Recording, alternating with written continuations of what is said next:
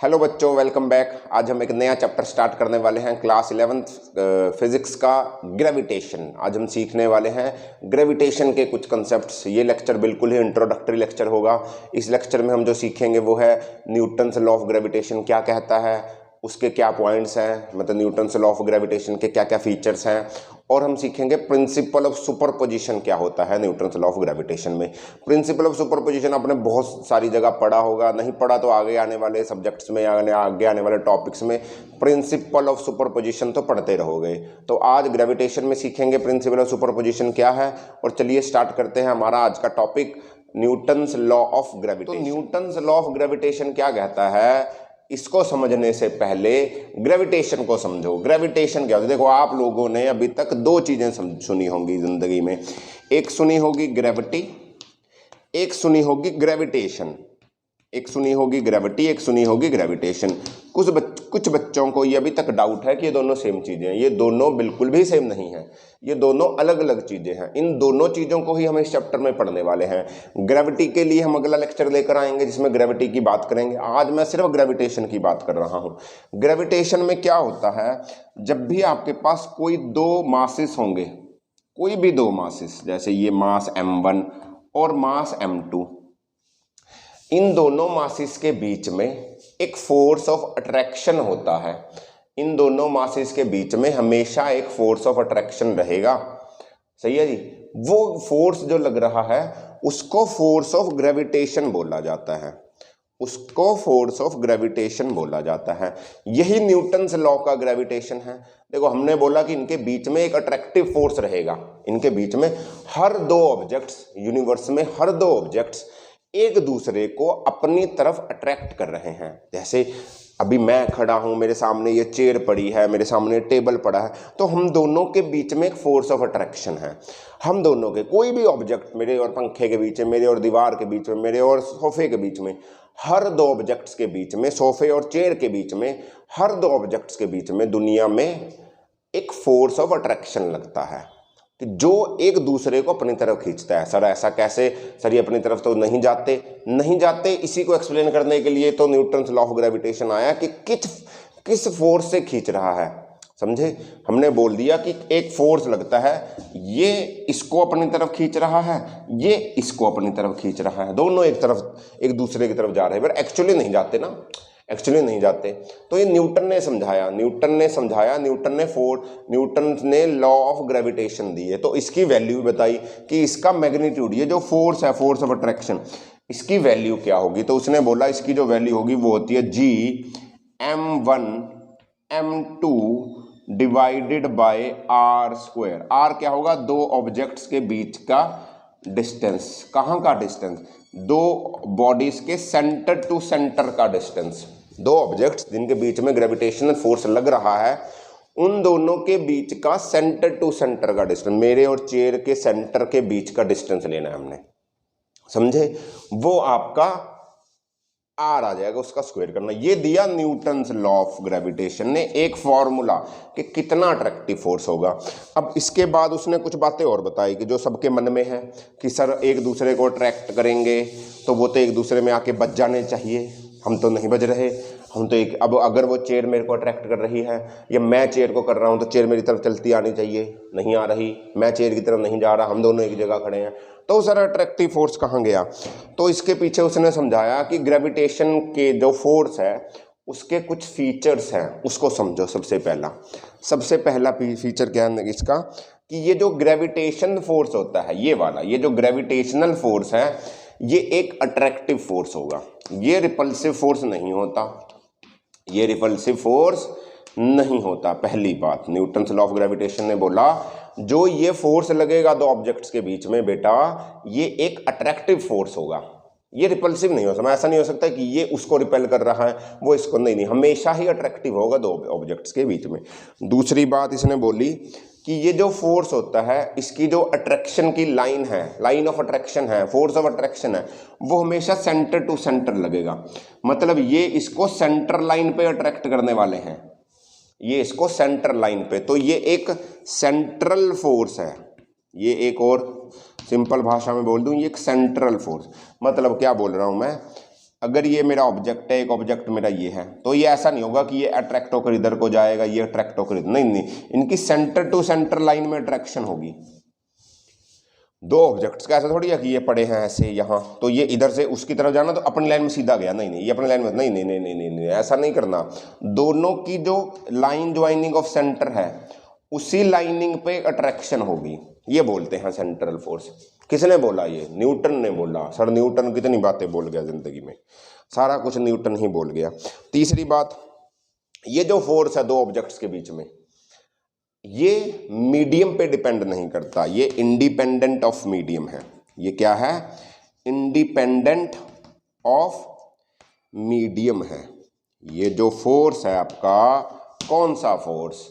ये ग्रेविटेशन वाला फोर्स जो ये दो बॉडीज को अपनी तरफ अट्रैक्ट कर रहा है, वो फोर्स मीडियम पे डिपेंड नहीं करता। मतलब मीडियम है तो भी फोर्स लगेगा, कोई मीडियम नहीं है तो भी फोर्स। जैसे आप स्पेस में चले जाओ तो अर्थ और स्पेस, मून के बीच में ग्रेविटेशनल फोर्स है, तो वहां तो मीडियम नहीं है, तो फिर भी वो ग्रेविटेशनल फोर्स तो काम करेगा।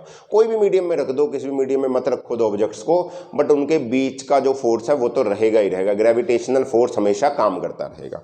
समझ में आई बात? ठीक है जी।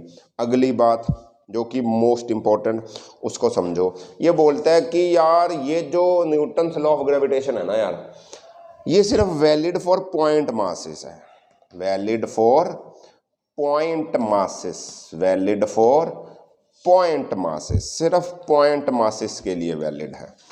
जो मासेस पॉइंट, बहुत छोटे मासेस हैं, उनमें ये फोर्स काम कर रहा है। हाँ, हमारे में भी लग रहा है, बट हमारे में इसका फायदा नहीं हो रहा कुछ भी, तो इसलिए चेयर मेरी तरफ नहीं आ रही, मैं उसकी तरफ नहीं जा रहा, क्योंकि मास बहुत ज़्यादा हो चुका है, इनका रेडियस बहुत कम है, बीच का डिस्टेंस।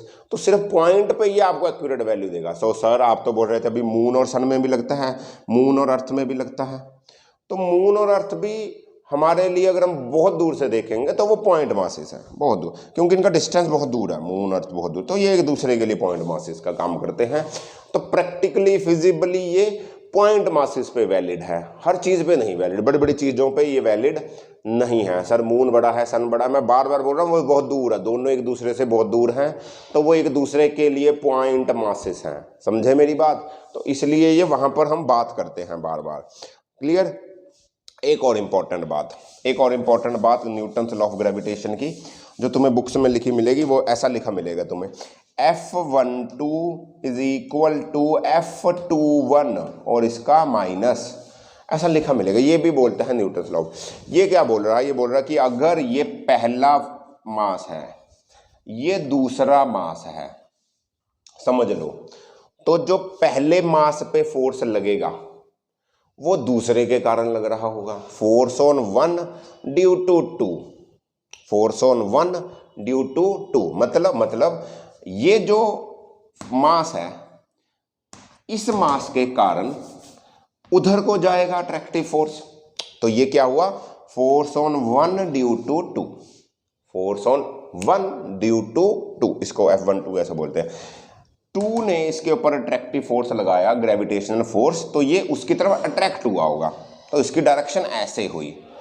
सही है? अब इधर देखो, अब वन भी तो इसके ऊपर अट्रैक्टिव फोर्स लगाएगा, वन भी तो इसको, देखो टू वन को अट्रैक्ट कर रहा है, वन बोलेगा मैं टू को अट्रैक्ट, न्यूटन ने बोला कि दोनों एक दूसरे को अट्रैक्ट करेंगे, तो ये तो टू ने वन को अट्रैक्ट किया, तो वन भी टू को अट्रैक्ट करेगा। अब देखो, अगर वन टू को अट्रैक्ट करेगा तो वन के कारण टू पे एक फोर्स इधर को लगेगी, वन के कारण टू पे एक फोर्स इधर को लगेगी, ये अट्रैक्ट तो इसके तरफ आएगा तो इधर आएगा।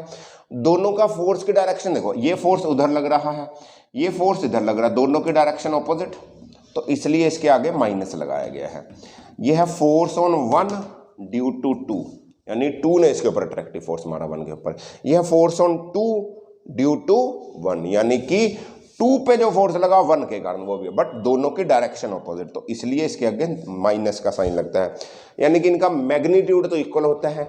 जिस फोर्स से मैं इस चेयर को अपनी तरफ खींच रहा हूं, ग्रेविटेशनल फोर्स आ नहीं रही मेरी तरफ, बार बार बोल रहा हूं, उतने ही फोर्स से ये मेरे को अपनी तरफ खींच रही होगी। जितने फोर्स से मैं इसको अपनी तरफ खींच रहा हूं, उतने ही फोर्स से ये मेरे को अपनी तरफ खींच रही होगी, बट दोनों फोर्स की डायरेक्शन ऑपोजिट, दोनों का मैग्नीट्यूड इक्वल, तो दोनों का मैग्नीट्यूड इक्वल बट माइनस बताएगा कि डायरेक्शन ऑपोजिट। अगर एक फोर्स इधर लगा तो एक फोर्स इधर लगा, इस माइनस का सिर्फ इतना सा रूल है। तो ये बोलता है न्यूटन्स लॉ ऑफ ग्रेविटेशन। ये 5 पॉइंट है न्यूटन्स लॉ ऑफ ग्रेविटेशन के फीचर्स देने के लिए, इसको कर लो याद, इसको कर लो याद। छठा पॉइंट ये रहा कि कितना फोर्स लगेगा। सर ये चेयर, सर मैं और आप, सर ये मेरा फोन और ये ट्राइपॉड में कितना फोर्स है, तो ये उसकी वैल्यू निकालने के लिए ये दे दिया गया, ये दे दिया गया। अच्छा ये दे दिया गया तो m1 m2 तो दो मासेस हो गए जिनके बीच में फोर्स होगा। दुनिया में कोई भी दो मासेस, कोई भी दो ऑब्जेक्ट एक दूसरे को अपनी तरफ अट्रैक्ट करते हैं और ये दोनों का उनका मासेस हुआ, मास हुआ। आर उनके सेंटर टू सेंटर का डिस्टेंस हुआ। जी सर जी क्या होता है, जी की वैल्यू होती है 6 पॉइंट, जी एक कांस्टेंट है 6.67 इंटू 10⁻⁻11 न्यूटन मीटर स्क्वायर पर केजी स्क्वायर। स्वाहा 6.67 इंटू 10⁻⁻11 न्यूटन मीटर स्क्वायर पर केजी स्क्वायर। इसको जी को बोलते हैं ग्रेविटेशनल कांस्टेंट। जी को बोला गया ग्रेविटेशनल कांस्टेंट, ये कहलाता है ग्रेविटेशनल कांस्टेंट। कौन? जी, एक कांस्टेंट है। तो ये छठा point Newton law of gravitation का। उसने बताया दो ऑब्जेक्ट्स एक दूसरे को अट्रैक्ट तो करते हैं बट किस फोर्स से करते हैं, उनका मैग्नीट्यूड क्या है, तो मैग्नीट्यूड निकालने के लिए ये फॉर्मूला लगाओ। सही है, क्लियर, पक्का। आगे चलते हैं, एक और चीज समझाता हूं, principle of superposition. Principle of superposition है क्या? प्रिंसिपल ऑफ सुपरपोजिशन बड़ी ही आसान सी गेम है, क्योंकि देखो फोर्स क्या होता है, एक वेक्टर क्वांटिटी होती है। फोर्स क्या होता है बच्चों? एक वेक्टर क्वांटिटी होती है। सर हमें वेक्टर नहीं पता, वेक्टर नहीं पता तो वेक्टर पढ़कर आओ, पढ़ा होगा वैसे तुमने। वेक्टर होता है जिसके पास मैग्नीट्यूड और डायरेक्शन, और फोर्स के पास मैग्नीट्यूड और डायरेक्शन भी होता है। अब समझो, ये मैं बोल देता हूँ मेरे पास 2 और 3 ऑब्जेक्ट्स हैं, इसका मास m1, इसका मास m2, इसका मास m3। तो मैं पूछूंगा इसके ऊपर इसके कारण ग्रेविटेशनल फोर्स लग रहा होगा, इसके ऊपर इसके कारण भी ग्रेविटेशनल फोर्स, मतलब ये इसको भी अपनी तरफ खींच रहा होगा, ये इसको भी अपनी तरफ खींच रहा होगा। दुनिया में कोई भी दो ऑब्जेक्ट्स एक दूसरे को अपनी तरफ खींचते हैं तो एक ग्रुप इसका बना, एक ग्रुप इसका बना। हाँ, ये इसको भी खींच रहा होगा, ये इसको भी खींच रहा होगा। आपस में तीनों दो दो के ग्रुप बना देने तुमने। कोई भी दो ऑब्जेक्ट्स, अब यहाँ इतनी सारी चीजें पड़ी, जैसे मैं बोलता हूँ मेरे रूम में 10 चेयर्स पड़ी हैं, तो 10 की 10 चेयर्स सिर्फ 2 में थोड़ी रिलेशन है उनका, कि ये चेयर सिर्फ इसी को खींच रही है, ये चेयर इसको भी खींच रही है, ये चेयर इसको भी खींच रही है, ये दूसरी को भी खींच रही है, ये उसको भी खींच रही है, ये वाली सबको खींच रही है, तो सब एक दूसरे को खींच रहे हैं। तो ऐसे ही अगर 3 मासेस हुए तो ये मास इसको भी अट्रैक्ट कर रहा है, ये मास इसको भी अट्रैक्ट कर रहा है। तो मैं पूछूं इसके ऊपर कितना ग्रेविटेशनल फोर्स नेट होगा, टोटल कितना होगा? तो कुछ नहीं करना, तो आपने 2-2 के पेयर बना देने कि ये इसके ऊपर ये भी है और ये इसका एक पेयर इसका भी है, तो इसका अलग निकाल दो ग्रेविटेशनल फोर्स 1, इसका अलग निकाल दो, दोनों को कर दो ऐड, तो ये नेट ग्रेविटेशनल फोर्स आ जाएगा इसके ऊपर। नहीं समझ में आया? नहीं समझ में आया तो समझो, इन दोनों के बीच का डिस्टेंस मान लो क्या मान लो, r1 है। इन दोनों के बीच का डिस्टेंस मान लो r2 है। तो इन दोनों के बीच ग्रेविटेशनल फोर्स होगा, कितना होगा? Gm1 m3 बाय r2 का स्क्वायर, प्लस इन दोनों के बीच भी होगा, वो हो जाएगा Gm1 m2 बाय r1 का स्क्वायर। ये हो गया इसके ऊपर लगने वाला नेट ग्रेविटेशनल फोर्स। एक और होता है, तो ये भी इसको अट्रैक्ट करता, तो इसको भी ऐड कर देते, Gm1 m4 प्लस r3 का स्क्वायर डिवाइडेड बाय r3। समझे? इसको बोलते हैं प्रिंसिपल ऑफ सुपरपोजिशन। ये principle of superposition vector quantities को नेट रिजल्ट निकालने के काम आएगा आगे भी बहुत जगह। समझे? ये ग्रेविटेशन में प्रिंसिपल ऑफ सुपरपोजिशन। जैसे समझो, एक एग्जांपल लेता हूँ, ये रहा मेरे पास एक, मान लो एक रेक्टेंगुलर फील्ड है, मैंने बोला इस पे 4 मासेस पड़े हैं। मैं बोलता हूँ जो मास 1 पे नेट ग्रेविटेशनल फोर्स 2, 3 और 4 के कारण बताओ, तो 2-2 के ग्रुप बना लो यार, सिंपल। तो इसके ऊपर इसके कारण लग रहा होगा, इसको ऐड कर दो, डिस्टेंस गिवन होगा 1, 2, 3, 4, तो इसके ऊपर इसके कारण भी लग रहा होगा, सही है 2, इसके ऊपर इसके कारण भी लग रहा होगा तो 3, तो 3 पेयर बनाओ, तीनों को ऐड कर दो, ये इसके ऊपर नेट फोर्स लगने वाला क्या हुआ, ग्रेविटेशनल फोर्स हुआ। ग्रेविटेशनल फोर्स की यूनिट याद रखो, ग्रेविटेशनल क्या बोलते हैं आपके कांस्टेंट की यूनिट याद रखो, ग्रेविटेशनल कांस्टेंट की डायमेंशन जरूर याद रखना, सही है। तो उससे आपका क्वेश्चन सॉल्व हो जाएगा। बड़ा ही आसान है प्रिंसिपल ऑफ सुपरपोजिशन। होपफुली आपको न्यूटन्स लॉ ऑफ ग्रेविटेशन समझ में आया होगा।